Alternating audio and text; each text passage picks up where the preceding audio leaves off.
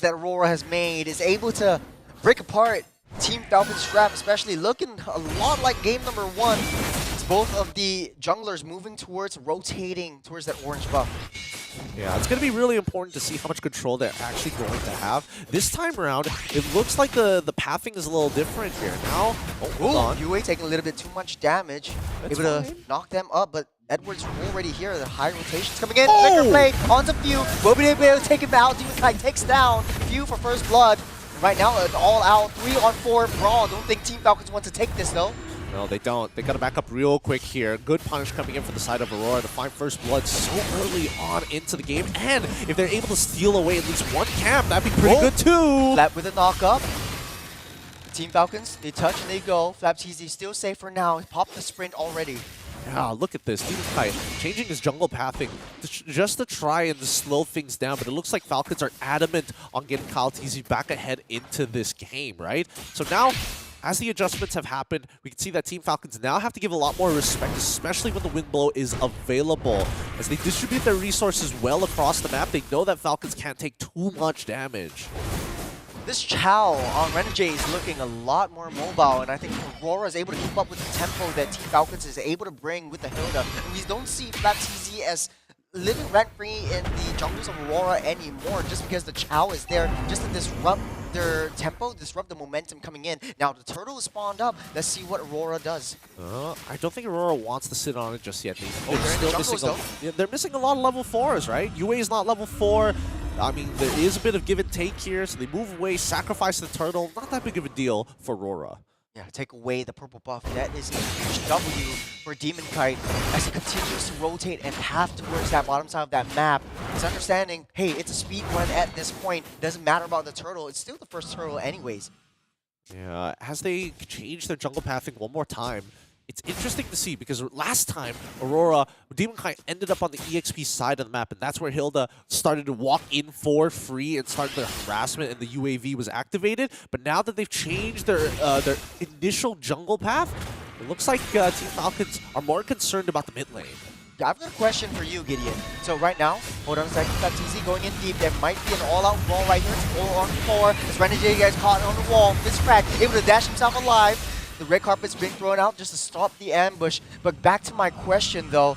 This is Few on a Valentina. Who or which ultimate does he pick up?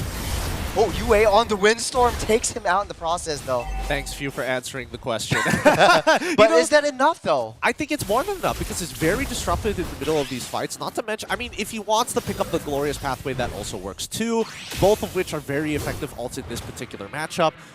The way the Dragon is very situational, and most of the time you don't want to be that far forward in the first place. So I think that Team Falcons, again, it's really going to be about making sure that their spearhead, and that's going to be Mlbb, is able to get effective Spear of Alphas. And UA has to be so careful with the way he approaches these fights. Yes, he can be aggressive with the flicker, but it has to get some kind of profit. If he gets no profit from it, it's going to be a losing side for Aurora. It's a high mobility coming in from that Hitman, just giving a little bit more intelligence onto where Mlbb is at all times on that map. But now Team Falcons setting their sights up on this next neutral objectives as they coagulate over that top side of the map. But look at where Ogwin is. He has now vision on Demon Kite as well. See how this plays out. It's going to be the Glorious Pathway pick up for the side of Few. Let's see if this changes it. Because they all run in a straight line, that Wind Blow might do a lot of disruption. Oh, Renegade catches one with the Dragon, knocks them into the Windstorm. There's a lot of damage onto Kyle and Ogwin, but Renegade actually picks up that turtle, stolen from underneath the noses of Aurora, out for blood, smelling two already. Mlbb on the run, he will be able to get out of it as Few tries to save his teammate, but Mlbb taking a little bit too much damage, but he will survive for now. Great pickoff coming in for Renegade once again, making sure that it was a quick, very, very quick fight.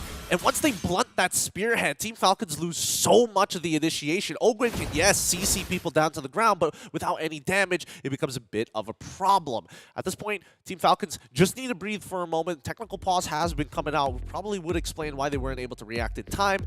Regardless, we'll see how long this is going to go, because if we have to go down to the gold lane, Kaiden as well, Super Marco had pretty dead lanes. Nothing is really happening for the two of them. Yeah, because the rest of the members, especially for Ogwin and Renegade, just giving intelligence where Kyle TZ and Demon Kite is respectively, is just pushing the weight of the skirmishes, the weight of the clashes away from that gold lane. So Super Marco and Domain Kite needs to hang tight just for a little while. But back to this Veil, this is a very interesting pick. Just because of that Windstorm, it kind of seems to me like a penalty zone from Walmart, sort of? I would say that it's not penalty zone from Walmart. It's technically a little bit better. It pulls you in consistently. It doesn't just pull you in every like 1 second that you're stuck with inside it. But Stream A update here. Currently, even Stream A is going all 3 games between Onyx Esports and EVOS Holy. Last day for the group stages of the Challenge Finals, and it's going to be a banger all across the series. And it's tournament lives on the line for either side. This is Group B. We're talking about the group of death. It's anyone's game. It is anybody's game here. But to come back to your question about this Veil, it's like a more effective Eudora, right? Eudora's like, I'm gonna pick one person, I choose you to die. Veil can get more value because it's AoE, and that's the beauty of it, right? I think right now the big issue is the big issue that we're seeing a lot coming in from Team Falcons. It's really hard to control that mid lane. UA eventually is gonna come to a point where he doesn't need Renegades' help to one-shot the wave anymore. And once they get to that point, Few cannot do the same thing on that Valentina. He will always need a bit of support coming in from Oakland. Well, we're coming back to the game. Right now, there's a lot of changes. Aurora now up on top of the scoreboard, 3-2. And Economy not that far behind, 700 gold lead. But it seems as though the tempo is rising. Carpet's been laid out. They're looking for the T1 on the bottom side. Is Oakland and Super Marco desperately trying to stop everyone's fist crack. Won't be able to hit Renegade. Out of that, the CC immunity is so key for Renegade. Yep, it's a big deter, but Renegade didn't lose his way of the dragon. He still has it up here. I hope that they were aware of it. Ooh, nicely done. Good Shimpo, freestyling it right now for the side of Aurora. They just need to make sure they have control. But again, this is the trade of tempo, right? Because UA was making that initial move with Edward down to the bottom side for T1, they lose a little bit of control over the mid lane, and that's when Falcons need to take advantage of it, which is where we see the vision coming in from Hilda. How fitting that both these Roamer skins are basically the same Saiyas, but hold on a second. Flapteezy by 4. Windstorm will do the trick. He goes down. He goes down fast. Can't do much about it here. Not a lot of reinforcements or support as Team Falcons want to find the trade on the opposite side, so Tempo still in control of Aurora. The vision, the UAV has been punished. You might be right here. Just because of this Veil, it stops Hilda in his tracks. Like, Flapteezy can't even get close to whatever he wants to do in game number 1. He's always getting shut down or knocked up. He's just stunned up. There's just so much crowd control that Team Falcons can't handle, at least for now. Yeah, they got to dodge. Not to mention, there's a lot of spot checkers from Aurora's side. We're taking a little bit too much damage with Domain Kite. Takes control of that top lane T1. The Team Falcons, no contest for this turtle. See, this is just how important UA's role is as the Veil. They need to play around him. He is the anchor of this team, similarly to how Few was the anchor in game number 1 when he was playing the Vexana. Oh! It's a major Spirit Alpha for Kyle TZ. And that Team Falcons are going for more. UA goes down. This is a win of opportunity. They need to break down this T1 mid, but there's no minions whatsoever. But good call, good read by Kyle. Yep, Edward was able to save a lot of HP there. Despite UA ending up getting blown up, at the very least he was able to save some of the other members with the help of that Revitalize. He tried, but let's see who cracks open the first T1. Rotations are coming through. It's a 1-4 composition. As Team Falcons looking for a way to break it down. There's a flicker by Renegade, Spirit Alpha, and a kick towards that wall. Domain Kite with the SLD. Here comes Demon Kite as Kyle TZ is unable to handle 3 members. They forced the play on him, but they need to focus on this mid T1. They're going to find the trade on the opposite side, but the permanent damage has already been set here. Oh, there's a stun up by Ogwin, able to dash out, but the Glorious Pathway is not enough. The Windstorm should do the trick yet again. Ogwin goes down. There's 2 members down. Both the side of Team Falcons is Aurora cycling themselves up. Edward taking a little bit too much damage, but it's just pushing away, just tickling him by Flapteezy. Yep, again, Flapteezy doesn't do too much against them at this stage of the game. Looking at the items so far, it looks like Flapteezy going to go for full tank Hilda, no Thunder Belt. In comparison to Edward, looks like he's got the Gleaming Gem on top of the Dominance Ice, but he also makes sure that he has the Armored Boots here, making sure that the majority of the damage is going to be coming through physical, not going to do much. Lord spawning up in 10 seconds. Team Falcons in a better position to rotate and defend, zone it out away from the hands of Aurora, but Aurora has every bit in their mind to contest for this one. Renegade with a kick is down deep in enemy territory. It's 1v5, but here's the Glorious pathway, unable to get alive. Kalatizi, but a huge knockup. Demon Kai will take down 2 as well. But down the back line, Mlbb taking a little bit too much damage. It's a 3-on-3 at this point. Domain Kite is not in the sights as of now. As Team Falcons barely able to make it out alive. No jungler, no lord. Yep. Man, UA's build is doing real good here. I mean, that storm is deadly. He's got a Genius Wand already. That's all he has. Oh, Lord, stolen away by Demon Kite. And of course, Mlbb falls. So Aurora takes down yet another major objective, moving themselves up on the board. I mean, he tried. He tried. As much as he can, Kyle would have liked to major flicker into a fist crack, but the kick underneath the turret. There's no way that Ogren can run, punishing him for taking down UA. Worth it, but Renegade did end up losing his flicker at the end of it, right? So yes, they do find one back. It's 2 for 1. But Aurora, now with the Lord on their side, is putting a lot of pressure on Team Falcons. It's these small wins that are starting to add up for Aurora, and as long as they play around UA and make sure that they have that storm ready to go, there's a lot of easy sets that can be done for them.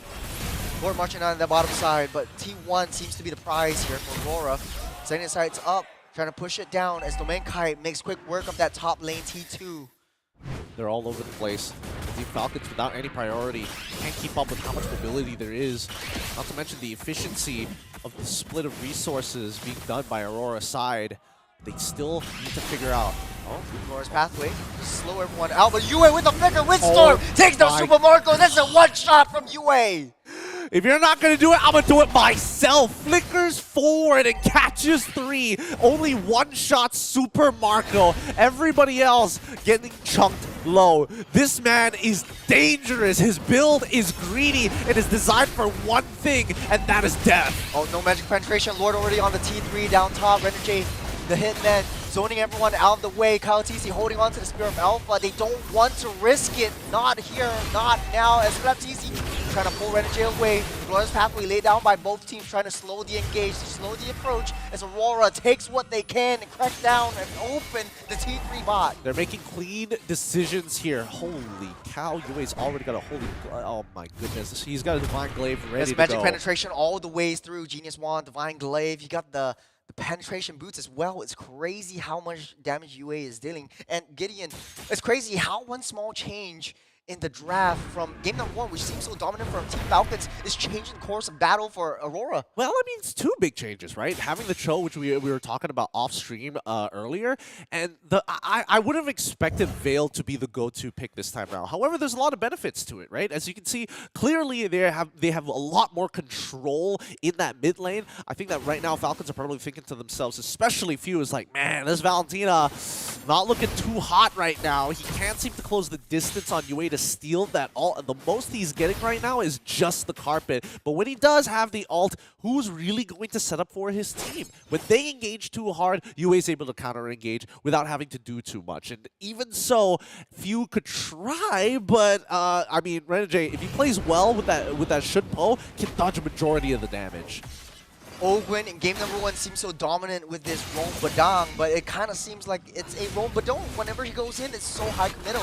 Now, the Lord is getting started, getting pulled over by Demon Kite. Kalatizi's in the area after he has the sights on him. Demon Kite takes down that Lord. Lord's halfway lays down as Kalatizi slows his ascent. Mlbb already goes down. Next is Few. Next down is Kalatizi. There's 3 members down for Team Falcons as Aurora's coming in. Ogwen's next to fall. Domain Kai wants to go for more. Make it a 5. It's a full wipeout for Aurora, and they're wasting no time to the base, keeping their lights and live, and keeping their dreams of making the playoffs a reality still.